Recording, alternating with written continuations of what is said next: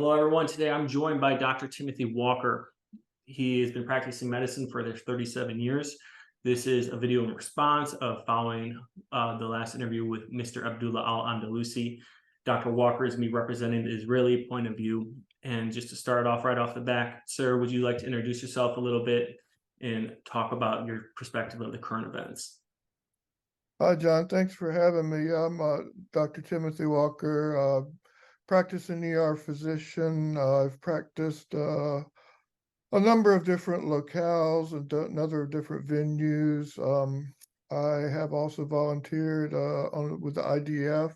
Most recently in 2019, I was volunteering down near Gaza. Not in a medical capacity, however, but we'll get into that later. I have been on approximately 40 different trips overseas, delivering medical care to underprivileged or refugee populations. My most poignant memory of such was in 1994, I was sent to Bosnia under the auspices of the National Council of Jewish Women. I was funded to provide medical care to Muslim refugees in refugee camps there. It was a feeling of ours at the time as Jews that the Muslim population of Bosnia was being exterminated by either the Serbs or the Croats, depending on which way the wind was blowing that day, and had been divided into enclaves by the UN and guaranteed a sanctuary, which they were not getting.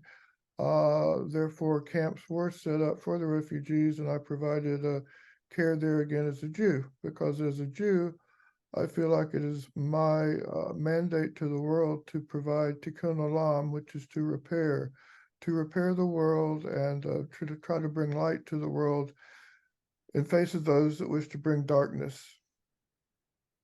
Thank you. And I mean, and that's credible. I love to hear that it's not as if you're just trying to serve the Jewish population, but all of God's children. I think that's incredible.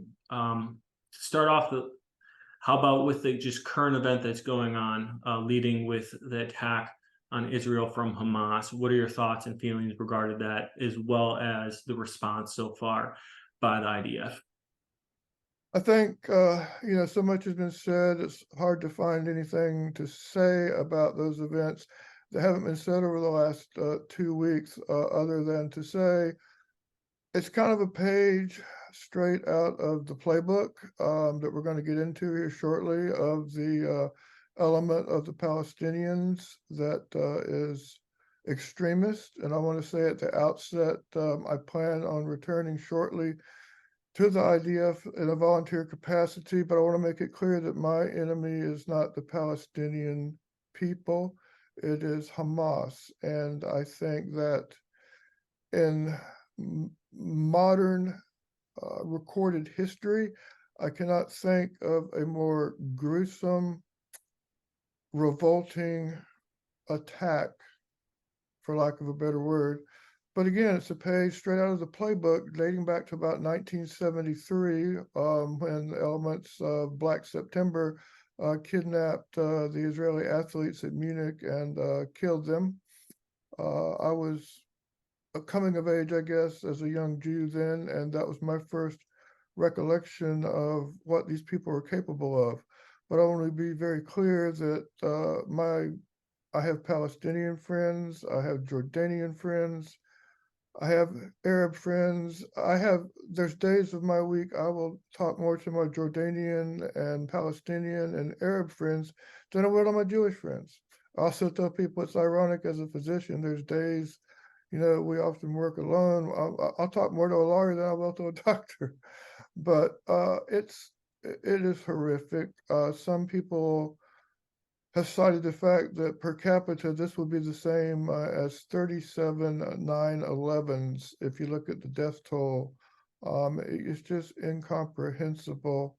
But it's kind of comes right out of the Palestinian playbook moving forward after the events of the Yom Kippur War, which is basically commit an atrocity and play the victim. That's and we'll get into why that is a little bit later. Absolutely. And I don't think there's really any reasonable person that doesn't condemn the attacks by Hamas, but individuals who do sympathize with the Palestinian cause will say things like, even though that attack by Hamas was wrong, when either IDF soldiers or the Israeli government commit small atrocities to individuals who are Palestinian living on the Gaza side or in Israel, West Bank, at that point, the media doesn't care, the world doesn't care, and those things just slightly add up over time. And then everyone gets upset when Hamas responds overly. What would you say to the people who bring up that type of argument? I think when you get an argument like that, I would like to always say, well, let me back up and say, when's the last time you heard of a Jewish terrorist organization commit a terrorist act anywhere in Europe? I mean, when's the last time? America? When's the last time? Name me a Jewish terrorist organization by name. Right now in Gaza, you've got Hamas, you've got the unfortunate group whose name the Palestinian ILP, the people whose rocket hit the hospital, who say no, it wasn't us, but satellite imagery says otherwise. You've got other groups operating out of the West Bank under different names. The point of that is, I would say the Israeli police and government has shown great restraint given the fact of what was perpetrated upon women and children, sleeping civilian innocents, by just sitting at the border. My job when I was in Gaza or down near Gaza in 2019, I was a tank loader. I helped load tanks onto trucks. The reason for that is my Hebrew, I felt, was not clear enough to deliver medical care beyond the basics, and I didn't want to hurt anybody. But I can pull on a chain as good as anybody, and that was my job. To get back to your question, I think had an event that occurred in any other of several countries I can think of, there would not have been that restraint, and Gaza would have been flattened to the state of annihilation, which a lot of people had called for. And I think, again, that's why Israel has said very clearly, we're here to eliminate Hamas. We're not here to eliminate the Palestinian people, because as I hope to illustrate later, they're our brothers. They are our brothers and sisters. Rosh Hashanah, which began, a little over a month ago, the Jewish New Year, the Torah reading starts with the story of Abraham. Abraham, Isaac, his wife Sarah, his handmaiden Hagar, and Ishmael. Ishmael was his son, his first son, firstborn son of Abraham, who he was asked by his wife Sarah to get rid of. She's jealous. Take Hagar and Ishmael and take them out into the desert and set them down, get rid of them. Abraham, who's the father of monotheism as we understand it, which is a whole other interesting story, he felt not good about this for obvious reasons. I mean, hey, this is my firstborn son. But the Lord came to Abraham and told him, do not fear, he will become the father of a great nation. And that great nation is the Arabs, the Arab population. And I think that bears witness and bears testimony to the fact that these are our brothers. This is a family fight. And family fights, as we probably all know from our own families, are dirty fights because we're so close, but we don't want to acknowledge it. I guess to answer your question, I kind of got going down a different tangent. It's kind of similar in any situation when the police or government authorities have to intervene. One person's terrorist is another person's freedom fighter, but you have to ask yourself the legitimacy of the action of the person who did whatever act they did that called the police to be called into place in the first place. I would say that in most instances, when the police are being called or having to intervene, it's because an attack had occurred and that person needs to be dealt with. And they may be your freedom fighter, but according to the laws of the land, you did break the law. And I'm sorry you choose not to believe you're a citizen or subject to the law or a member of society, I guess I should say. Citizenship, I was going to touch on later as we get into some questions about apartheid state, but that's again, I'll save that for a little bit. Sure. Now you bring up the example of the police force, and right now a lot of people are talking about the reaction of the police after a crime is committed. But we also know police should be there primarily to keep crimes from happening in the first place.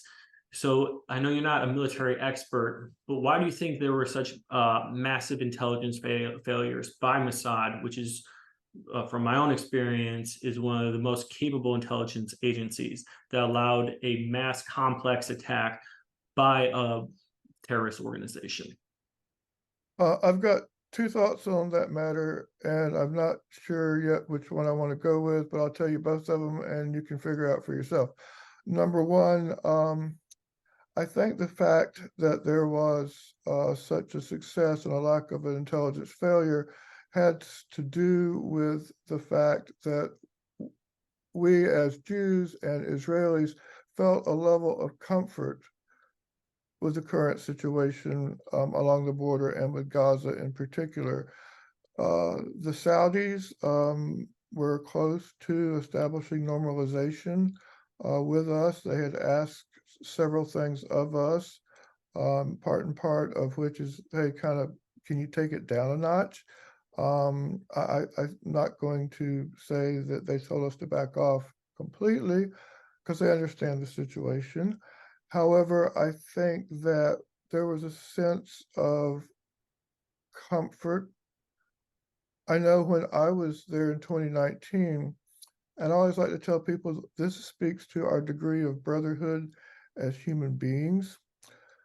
It was well known that the most common thing that was moving through the tunnels into Gaza from Israel, was fast food. Everybody's favorite was Kentucky Fried Chicken. I tell everybody it was the original DoorDash. For a modest fee, you can pay for your bucket of chicken because there's no Kentucky Fried Chicken in Gaza. There is in Israel. It's kosher too. But you could pay your fee and send the runner, and he'd bring back your bucket of chicken. So I'm not trying to make light or a joke of anything. It's real. It's true. We're humans. So there was a degree of things are not that bad right now. But then I go to my other side, which is I think they knew more than they let on to the general public. The precedent for this was set during the Yom Kippur War and after the 1967 Six Days War. Well, what do I mean by that?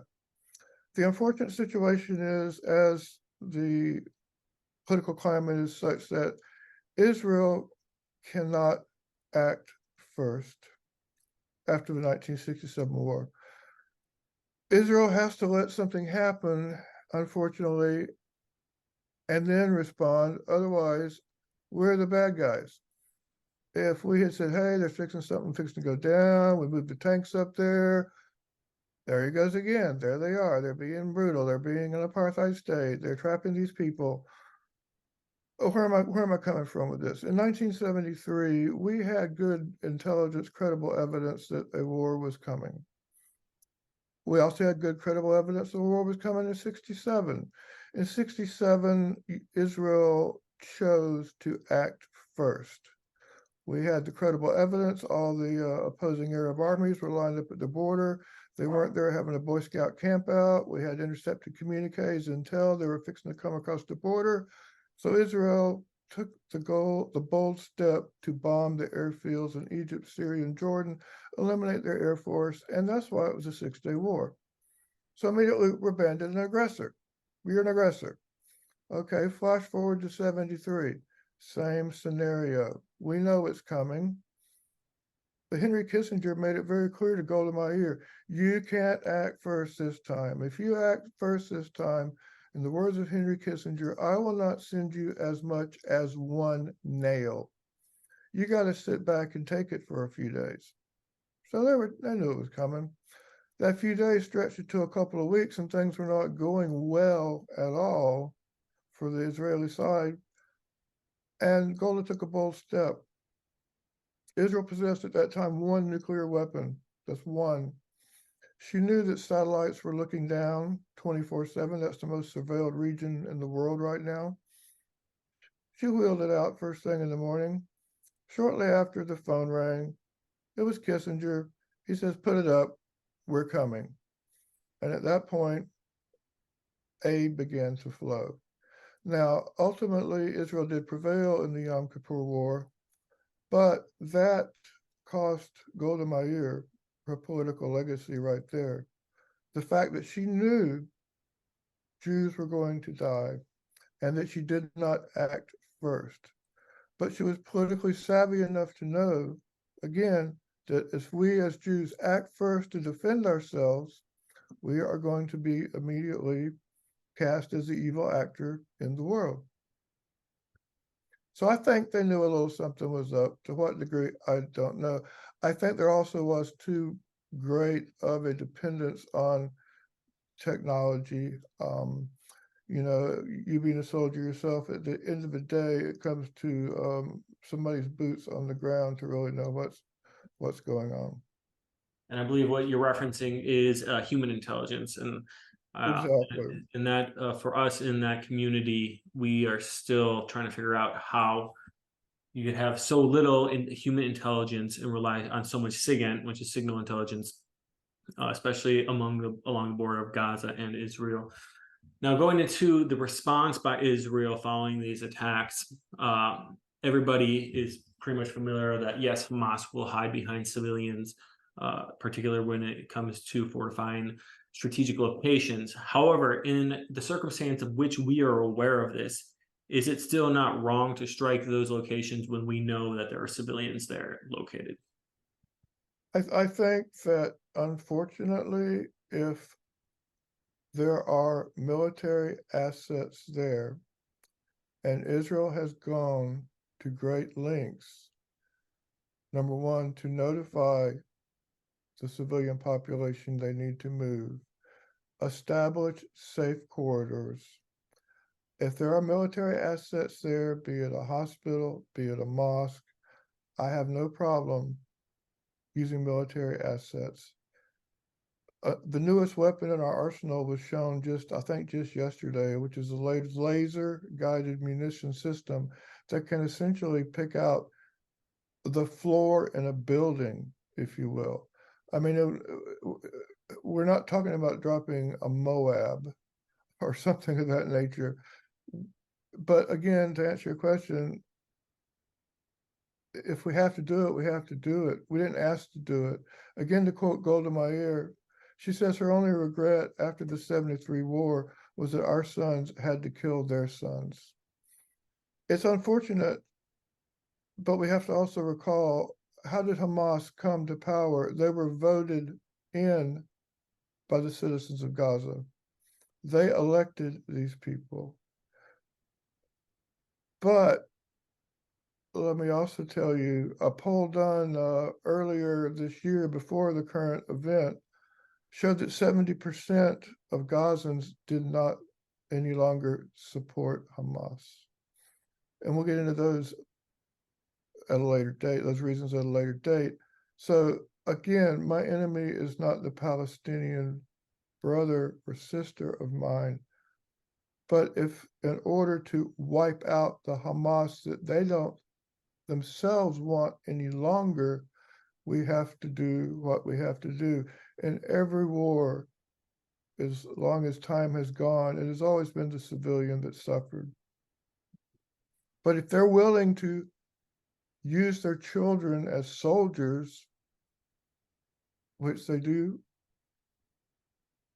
handing them sometimes weapons or hand grenades or improvised devices, and to me, morally hiding behind them and me having to take them out is equivalent and unfortunately justifiable. When you say things like Israel allowed the civilians an area for refugee, what do you mean by that? There was complaints by the Palestinian people that they were only given a day to evacuate 1 million people south, and even when going south, they were not able to cross the border into Egypt. And I do not believe there was any negotiations made by the Israeli government to help open that border. Well, there's kind of two questions there. Number one, prior to the movement south, there were areas designated, and they were told, if you go to XYZ zone, school, we're not going to hit that. As far as the Rafah border crossing not being open for such a prolonged period of time, I think the important thing to remember is who was keeping people from crossing the border? Hamas. Hamas was not letting its own citizens leave because they knew they needed them for lack of a better word, cannon fodder, military asset, if you will. Secondly, the bigger question in my mind is, why didn't Egypt open the border? Well, the reason is Egypt does not want the Palestinian people. You have to ask yourself, is this Israeli territory? Is this Egyptian territory? What is Gaza? What is Gaza? We have to look at what Gaza is. Gaza, the word Gaza means city. It's been traded by various cultures over time, going back to the early trade routes. It was home of the Philistines. This is where I'm blanking for a minute. I'm drawing a brain blank. This is where Samson was shorn by Delilah and lost his strength. Okay, so the Philistine population been there a long time. Gaza was initially taken by the Arabs in the 47-48 war. Gaza was then recaptured by Israel in the 67 war, became Israeli territory, but then in one of many attempts by Israel to establish peace, we unilaterally withdrew from Gaza in 2004, 2005. There were 8,000 Israeli citizens, settlers, if you want to call them that, who had already set up there. They cried and whined. We sent the same bulldozers in that go into the West Bank, bulldozed them out, and said, hit the road. And we gave it to the Palestinians. We pulled out. Now, it's true we established control, but who else established control? Egypt. Egypt established control, and it was Egypt that was taking the longest time to open the Rafah border crossing, because they don't want the Palestinians for the same reasons Jordanians don't want the Palestinians. And we can get into that later. That's, to me, a talk of why does any other Arab nation not want their fellow Arab, Palestinian. Moving on a little bit, let's say post this situation in a world where Israel does succeed in eliminating Hamas, what happens next? Because we learn in history, sometimes when we take out the villain, what replaces it could actually be more damaging. And I'll cite even examples from the United States in recent history of when we removed Saddam, great, but then what filled that void? ISIS. When we removed Al Qaeda and Taliban originally from Afghanistan, great, but when we left, Taliban came back, but even more disturbed. So, what does a world look like in the Middle East post Hamas in the event Israel does succeed? I think that's really the most important question we can be asking right now. And I think it gets back again to what should be the future of the land, the future of the state. If you look to how we got to where we're at today, at the end of the Ottoman Empire, which is 1918, the end of World War I, if you will, the French and the British, the Allies, had set up a mandate for this area, and they mandated the creation of what we know as Syria, Lebanon, Jordan. There was also the mandate for Palestine. You're referencing the Balfour Declaration. This actually is from the San Reno, was it San Mateo, San Remo, that was set up as part of the League of Nations, which is the precursor to the UN. And the reason that's important is they had one mandate for Palestine. The UN later proposed the two-party system, or the two-state system, I'm sorry. I would argue that what, in my humble opinion, needs to occur is not a two-state solution. As long as there is a two-state solution, I think you're going to continue to just set the ground for more division. If you look around the world, where in recent modern times, I'm going to start with South Africa since they love to talk about apartheid. How did that end? How did apartheid end? Were there events of the last 2 weeks? No. Was there two states constructed? No. People sat down like adults with competent leadership and figured it out. It's the same thing in Northern Ireland. Did they create another entity there? No. Were there women and children raped, beheaded, killed, kidnapped? No. Finally, they were able to get competent adults at the table to figure it out. I do think if we wipe out Hamas right now, without a plan moving forward, it's going to be a fruit for disaster, or a recipe for disaster. The issue is the Palestinian people need to decide who it is that represents them. And I think it's important to remember that those at the top of the Palestinian regime, which you almost have to say there's two regimes. There's a regime that governs the West Bank, and there's the regime that governs Gaza, and they are not one and the same. As long as there's a separate entity, those at the top profit financially. You know, Gaza itself was getting $1.4 billion, mainly from Qatar, up until date. I don't know about you, but I think a lot more could have been done with 1.4. If you look at Gaza, it could have been the Beirut or the Paris of the Mediterranean, but the money was spent elsewhere. Their goal being the elimination of the state of Israel. Until those elements in the Palestinian cause are removed, and a competent leadership in place that can sit down and negotiate in a non-duplicitous fashion toward a one-state solution, we're just not going to be able to get anywhere. If you look back at the Oslo Accords, who was at the table at that point in time? It's not who was at the table at this point in time.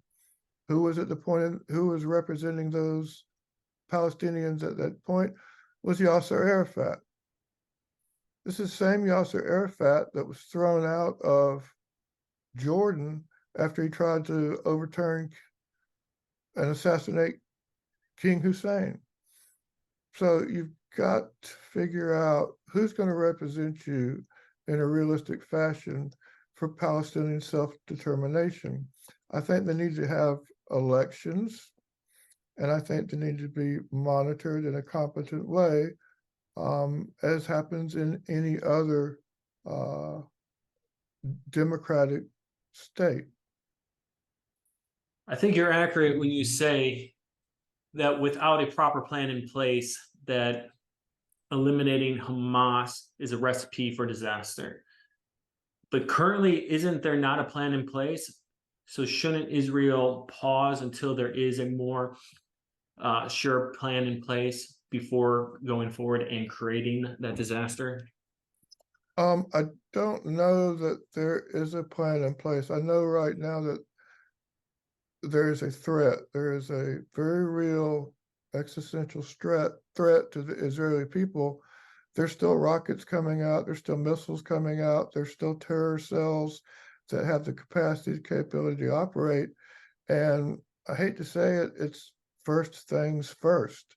In World War II, we had a Marshall Plan for dealing with the fall of Nazi Germany and the Axis powers.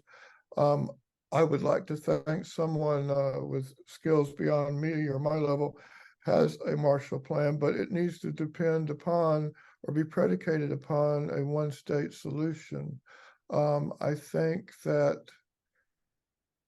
there are problems with the Israeli government as it is right now, in that, well, let's say, how did we get to this place to begin with? I think there were extremist elements on both sides of both the Israeli government as well as obviously the Palestinian government. I know that it has been said that one of the provocative moves that elicited this response from Hamas was one of the Israeli cabinet members was making daily walks around the Temple Mount. Um, and I find that problematic, not only as if I put myself in my Palestinian brother's shoes, but I put that as a problem as a Jew. As my understanding of Judaism, I have no business up on the Temple Mount. So there needs to be cooler heads to prevail. I think if anything good comes out of this politically for the Israeli government, it's the fact that they had to come up with a wartime coalition government so that cooler heads can get in there and prevail against the extreme far right wing of the Israeli government. There's an extreme far right wing who doesn't live in reality. They want a theocracy. Theocracies have historically not done well worldwide. For people who aren't familiar, when you reference far right wing, they get confused by terms of Zionist. Are you calling the Zionist far right wing, and can, for the audience, distinguish or compare a Zionist or far right extreme individuals in Israel? The far right wing in Israel is primarily ultra Orthodox. They hold to a literal interpretation of the Torah. That is to say, God gave the Jews this land. The world is only 5,000 years old. We need to, from the sea, from the river to the sea is ours. It is our God-given right. And in order to usher in the Messianic age, we need to get the third temple built on the Temple Mount. And that's what we are trying to accomplish. And anybody who gets in our way is not a real Jew. I should back up and say, when people talk about Jews, they don't understand. It's not a homogenous political or a homogenous religious group. You have Orthodox, ultra-Orthodox, Reform, Conservative, Reconstructionist, It's not, people like to say, you're a Jew. I have friends call me all the time and say, what's the Jewish response to this? And I'm like, well, there's the old saying, if you have two Jews, you got three opinions. Which which one do you want? Right. But to answer your question, the far right believes that they are solely entitled to this land, and it is a religious mandate to drive out anybody else. And can you then go ahead, for the audience, go ahead and compare them to what people mean by Zionist? Okay, let's talk about the history of immigration to the area. Well, let me back up. I'm going to start with this because I find this to be very important. There is the thought being put out there now that, oh my gosh, these Jews came in after the Holocaust and they displaced these poor descendants of the Canaanites. And basically, I agree with the Palestinians. This is their great, great, great, great, great, great grandfather's land because they're descendants of the Canaanites. Well, you know what? So are the Jews. That's one of the nice things that we have about science now that we didn't have. If you look at the DNA profile of a Palestinian and the DNA profile of a Jew, they are essentially sharing extremely large number of genetic markers. I discovered this in myself a decade ago. When the test first came out, the DNA test you could do, I was like, oh, this is really cool. I want to see. And it was coming back, Palestinian, Palestinian, Palestinian. I'm like, what's up with that? Well, then you have to come to realize this population in Canaan, if you will, has been there for thousands of years, going back to pre-Bronze Age. So nobody's got an exclusive right based on that argument. The earliest recorded Hebrew inscription or writing we have is from the 13th century BCE, and it's located near Mount Ebal or on Mount Ebal, which is in the West Bank. So what I'm trying to blow out of the water for some people is the argument that, you know, the Jews are latecomers. We're not. There's always been a Jewish presence. There's been a Jewish presence for over 3,000 years.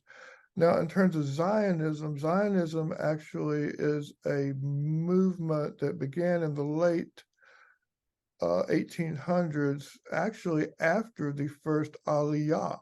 Now, for those unfamiliar with that term, Aliyah refers to a return to the land of Israel by a Jew. And the first Aliyah occurred, I think, around 1870. These were Jews that were escaping persecution in Russia. They came down, they bought land from the native Arabs that were there, tried to farm, and it didn't go so well because they didn't know how to farm in the Middle East. It's a little bit different than farming in Russia. They actually had to get bailed out financially by the Rothschild family. So Zionism in and of itself is a political movement started by, I believe it was Theodore Hirsch in the about 20 years later. And it is a distinct political movement or thought, I should say, that there needs to be a home for the Jews, but it's separate from the continued presence or ongoing presence of Jews and the fact that Jews are already returning even before that. The Holocaust accelerated the process, I think, of Zionism and some people's thinking. Ironically, the boats carrying the Holocaust attempted to come in through the ports of Gaza. This is all interrelated. They were also blocked by the Brits. So again, it's all interrelated. You have to look at world history. I just want to make it clear that the formation of Israel was not due to the Holocaust. That's one of the kind of half-truths or myths that is out there. Right. With this next military advancement that will most likely be occurring through Gaza, some are arguing that Israel is going to use that to reclaim the Gaza Strip. Do you believe that's possible, and do you support that action if it takes place? I do think it's possible, and I do support the action. Um, this may inflame people, it probably will, but if you can't control yourself, somebody's going to be glad to do it for you. And I think we gave the Palestinians a good 20 years here to try to control themselves, and this is what we got. Okay, so in the absence of them being able to govern and control themselves, I think Israel has no choice. Um, Technically, if you want to be hyper technical about it, Egypt could do it, but Egypt wants no part of that job either, because whoever assumes that role is going to be viewed as a military dictator dealing with an oppressed population, which is, again, unfortunate. But I think they will have to do so to ensure their own safety.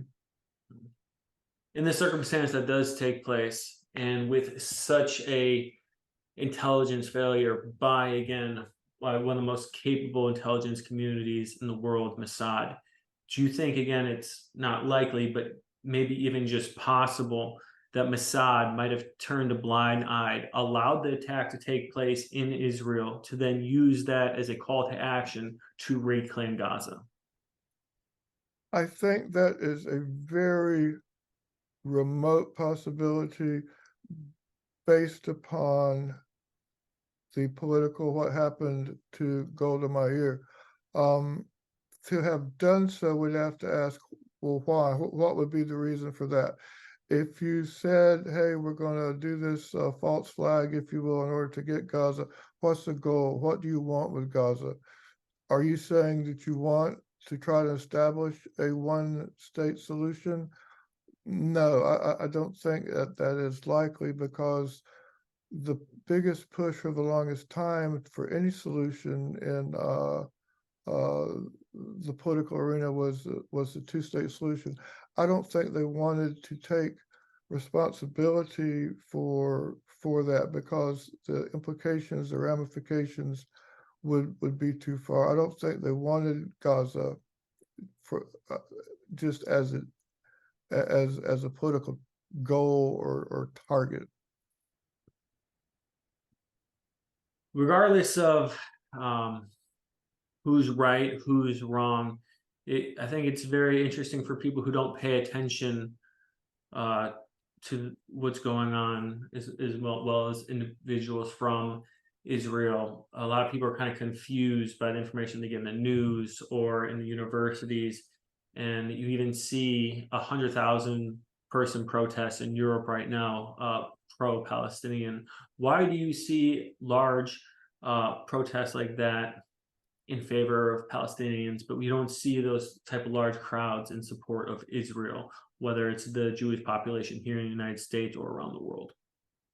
I think that Israel has allowed themselves to be outdone on social media. I think that it's kind of chic to believe in the cause of the Palestinians. I mean, it pulls at everybody's heartstring when you see a dead Palestinian baby, just as it pulls at your heartstring when you see a dead Israeli or Palestinian baby. But it's easier to play. It's easier to play the victim, and it's easier to play the oppressed people. I think Israel lost the social media war. Um, Kind of a classic example that the first mention of the name Israel is found on a stela. I think it's around, I have the date here somewhere.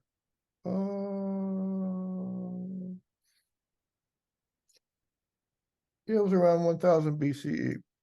Egypt has a stela. A stela is a statue, which is kind of the is kind of the social media of the day, which says, "We, Egypt, kicked Israel's butt."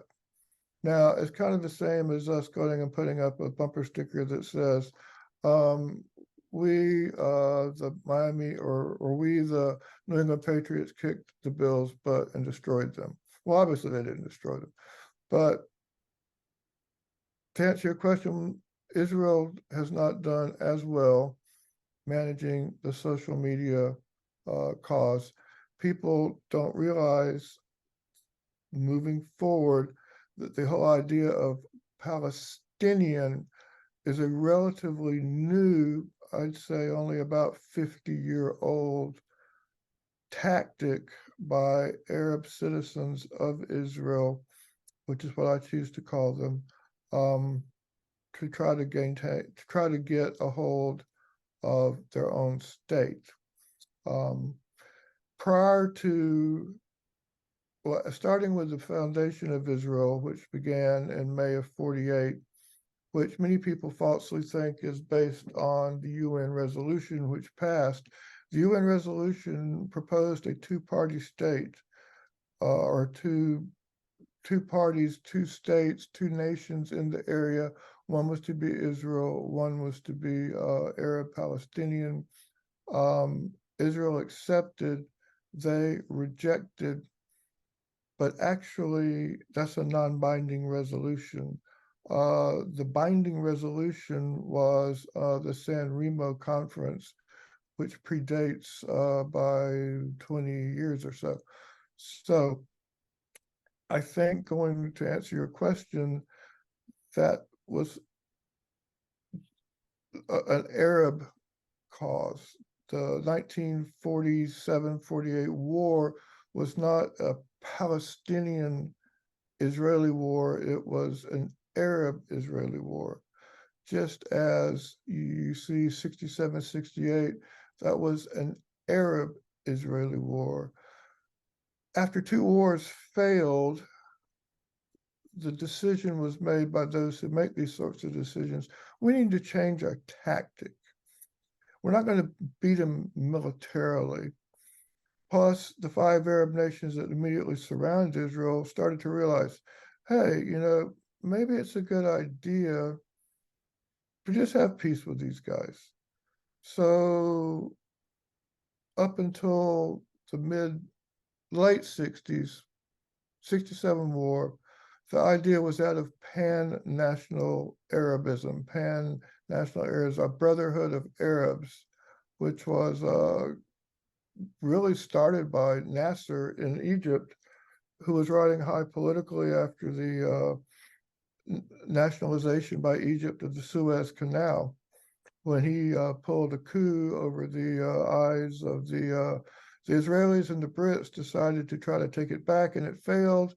So immediately Nasser rises to preeminence. Pan-Arabism was the brainchild of Nasser and Muammar Gaddafi. After the 73 Yom Kippur War, another failure on the part, it was the ultimate failure of pan-Arabism. Nasser offered his resignation. It was refused by the people. But anyway, they came up with, said, we got to try something different. So let's do this. Let's start to paint the Palestinians as an oppressed, separate entity.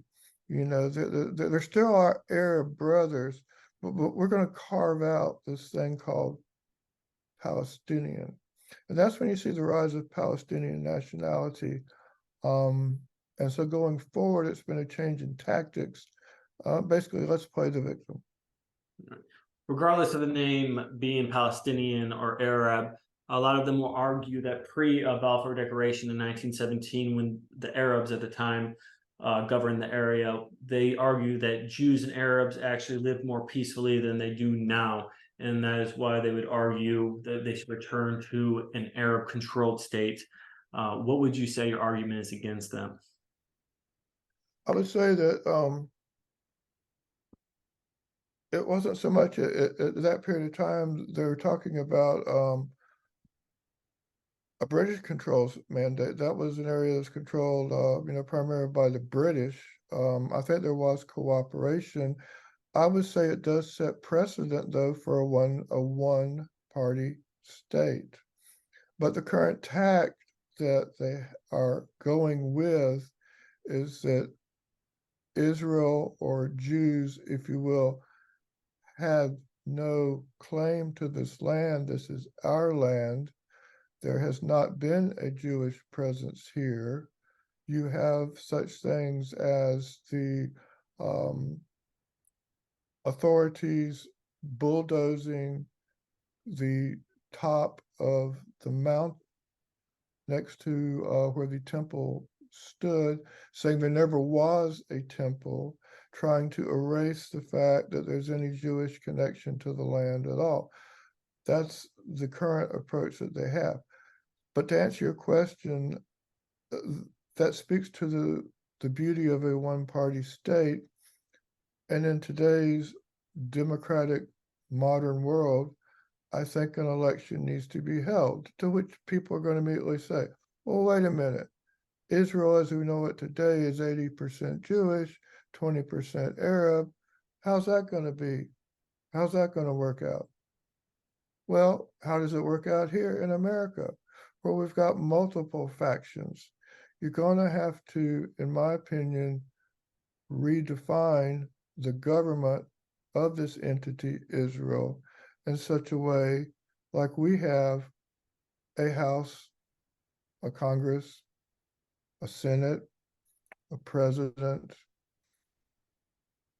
I hate to say it, I'm trying to think of the words to properly say it. They're going to have to rewrite the Constitution, in my opinion, to have a modern state, which is a democratic state, which allows minorities to have political meat in the game.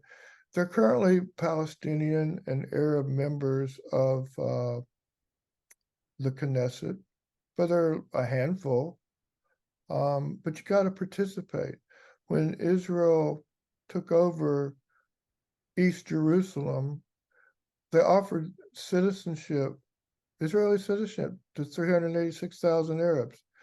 They refused. They refused it. So if you're not going to participate in the process, and your answer all the time is going to be no, no, no, no, no, never, never, never, you're not going to get anywhere. It is true to say the golden age of Jewish and Muslim cooperation and thought was in the Iberian Peninsula, in the Moorish period. Al-Andasar, if you will allow me, was the name of the land. Things were great there for both, for whatever reason that would be. I would argue that it was because they realized they're brothers, and there's really more, if you want to get political about it. There was a common enemy, better known as the Crusaders, but that's a talk for another day. But so precedent has been set on how, but to answer the question the other way, historically, in modern times, Muslim-controlled lands have generally committed genocide upon Jewish populations. There used to be hundreds of thousands of Jews in Iraq, Iran, Yemen, Libya, Morocco, Turkey. When these areas, after the colonial powers left, the French and the British, and they were returned, these numbers shrank to now you can't find a Jew. Yeah. Try to find a Jew in Iraq right now. Good luck with that one. Right. So I think it speaks to what is the end game for the Muslim world. Is it a pan-Muslim world, or is it something else? And I think the end game question is the most important question. And even the same question, I believe that Mr. Abdullah Al-Andalusi is going to ask you is, what is your end game, or Israel's end game? And the practicality of either of those end games is going to be difficult. Even when I'm speaking with my IDF counterparts, I heed many warnings. The world was very sympathetic towards the United States post 9/11, but that sympathy began to fall greatly over the years when they would see more, you know, Afghani or Iraqi children killed in strikes, even if those strikes were justified going after big targets. No one likes to see children being killed. And even being able to see myself that, yeah, we could kill 10 terrorists, but if we kill a couple children in that attack, we just created 100 new terrorists for our children to fight. And again, I don't know the right answers in war. I don't think there are any right answers, but I just heed that warning to all sides. I think this was a great conversation with you today, Dr. Walker. You were clearly very educated and a very sympathetic man. I think you and Mr. Abdullah Al-Andalusi are going to have an incredible conversation. I'm looking forward to it. You're both intellectuals who come in fierce with your arguments, and it's going to be very interesting to see. Before we close today, is there anything else you'd like to say? I would just again like to emphasize that I think I speak for most Israelis. I think it's a testimony to the Israeli population that in the face of such horrific events, there hasn't been vigilantism. I mean, with an 80% population of Jews currently present, you could have had another Rwanda. You could have had another Hutu versus Tutsi, and that would have been over with in a couple of days. But you didn't see that. Why? Because again, I think it speaks to the Israeli people. And I know that the Palestinian father wants the same thing that the Jewish father wants for his child, which is to live in peace, to live in harmony. It's been done before, it can be done again. I think new leadership needs to come out. And I think when people see the dead babies, they need to realize it's on the hands of the leaders of both sides. All right, Dr. Walker, thank you again for your time today, and I look forward to our next discussion. Thanks, John.